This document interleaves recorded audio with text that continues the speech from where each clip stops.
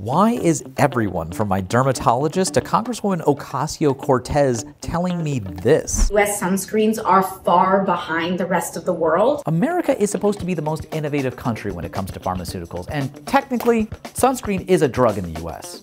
But apparently that's part of the problem. Most of the world categorizes sunscreen as a cosmetic, so places like the EU, Japan, and South Korea have added all sorts of new innovative ingredients to make their sunscreens better. But here in the US, the FDA hasn't approved any major changes to sunscreen formulation since 1999. And it's not that we're just stuck in the 90s. Our options for sunscreen here may become even more limited. American sunscreen is about to change for better or worse. The way we make it, buy it, even wear it is all ripe for disruption. How we got to this inflection point hinges on the way we've historically understood and categorized sunscreen. So let's look into the weird limbo land America's sunscreen market is currently in. Did you know that US sunscreen regulations may be holding us back from getting the best sun protection? It's really all about the process for products to get FDA approval. Why is it so much easier for the Europeans to have stronger ingredients? Well, it all starts with this. The FDA monograph. The recipe book for how to make sunscreen in America. It'll tell you what ingredients you can use, the percentages you can use, how to test it, and how to label the product. This is how almost all sunscreens come to market because as long as manufacturers follow these rules, they don't need FDA approval. In the monograph, there are 16 approved UV filters, the active ingredients that protect you from the sun. That seems like a lot, but only 3 of the 16 actually provide the protection needed for this label, broad spectrum protection. This label became an FDA requirement in 2011 because the FDA wanted to ensure sunscreens were protecting people against all of the sun's harmful rays. Which leads us to our first science fact. Science fact!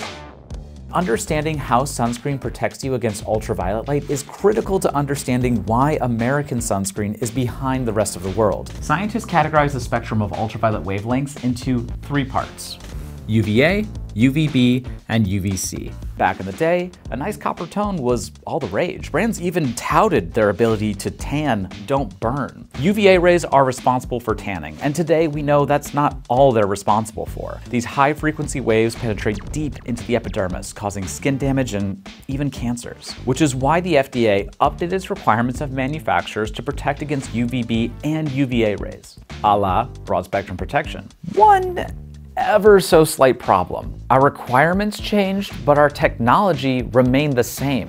While the rest of the world pursued new UV blocking filters to better protect against UVA rays, US manufacturers simply turned to these 3 filters already in the monograph. What happened to that pioneering American spirit? Why not innovate like everyone else? To illustrate how difficult it is to bring new UV filters to market, let's pretend I'm starting a new sunscreen brand here in the US. Instead of following the monograph, I want to shake things up by getting a real competitive advantage. I'm talking about a new filter that I've seen people using abroad that I believe would do wonders here. Wonders. Broad spectrum protection, effortless application, all the benefits of wearing sunscreen without feeling like you're wearing sunscreen.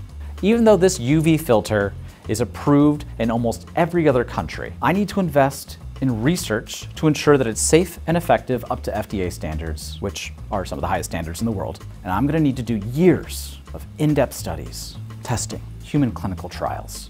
Throughout that time, I'm not able to sell my sunscreen, so I'm relying on outside funding from you all. As I mentioned before, most US biopharmaceutical companies thrive in this environment thanks to strong intellectual property rights and the promise of high revenues if successful.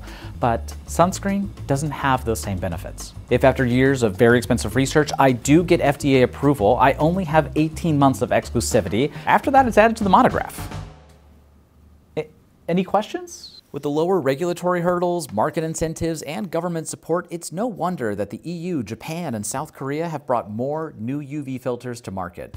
And this greater selection of filters has made the sunscreens available in these countries far superior to what's available in the US, especially when it comes to broad spectrum protection. More and more Americans have become aware of this fact, partially thanks to online beauty influencers. I grabbed the 4 most viral ones. Life-changing. Next time you're in Europe, buy this SPF. Before you consider a trip abroad for that sunscreen, I want to tell you about our sponsor for this video, Airolo. If you're planning on being out of the country anytime soon, you're going to want to have a signal the whole time you're there, but that can get pretty expensive. That's where Arlo can help. It's the world's first eSIM store that's completely digital and can help you save from high roaming bills. And by the way, right now they are offering $3 off with code BREW3. Arlo's eSIM covers over 200 countries and regions, so you can be connected anywhere in the world from the second you land. If you're like me, you want to be fully present and enjoy your vacation. With Arlo, you don't have to constantly check how much data you've used or pop in and out of places that offer Wi-Fi just to send a text or get directions to the local beach. To use Arlo, all you have to do is download the app on your phone and choose an eSIM plan based on your destination. Once you install and activate it, boom. Just like that, you don't have to worry about missing that call from your mom making sure you got to your hotel okay. To get $3 off your first eSIM, you can use Morning Brew's personal discount code, BREW3. BREW3, or click the link in the video description. All right, let's get back to sunscreen. Interestingly, how well sunscreen disappears into your skin has become the Achilles heel for these formulations in the US. Let me explain. Science fact!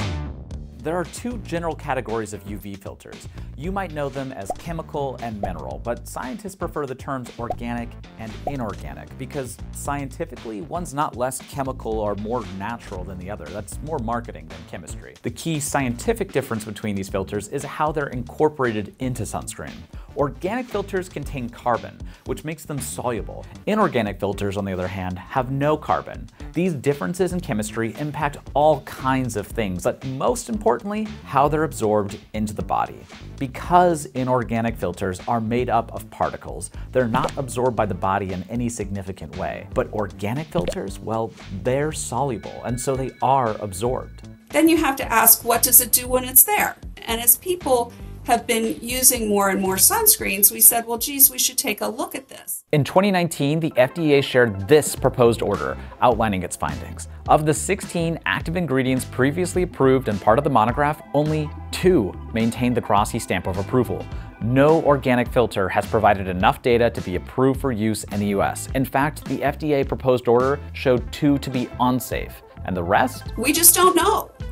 And so we've asked for additional data on those. The burden of proof falls on the private sector. The regulatory bar has been raised, while the incentive to innovate remains unchanged. That's the crux of why American sunscreen is falling short. Instead of moving forward, we could see fewer sunscreen options on our shelves. If the data is not provided, this could leave us with only inorganic sunscreens, which aren't known for being the greatest to apply, often leaving a white cast, no spray-on options, and generally feeling thicker on the skin. This potential change in the American sunscreen market could send even more shoppers abroad. Already this past year, Korean beauty retailer Olive Young reported sunscreen sales increased 90% year over year, with 70% of total revenue from customers in North America. Regardless of how this sunscreen purgatory pans out, the growing interest in foreign sunscreen is a sign that Americans are craving new products. Younger generations are showing more interest in protecting and maintaining the health of their skin, and direct-to-consumer brands are becoming more popular as they cultivate online communities around skincare. These emerging brands want daily sunscreen wearers, and to win them over, they're doing everything they can, within the guidance of the monograph, to make formulations that are more comfortable and cosmetically appealing. With new technologies on the horizon and emerging brands ready to compete online, the sunscreen market we've known for the last 20 years will change. The future of sunscreen in America largely depends on how the FDA rules on the safety and efficacy of UV filters, specifically organic filters. In the long run, we need to find ways to balance regulation and innovation. Otherwise, we may continually find ourselves stuck, knowing that there are better options, but unable to incentivize companies to pursue them in the US. The solution likely isn't lowering our standards for safety and efficacy, but rather increasing public funding and subsidies to encourage research in over-the-counter drugs.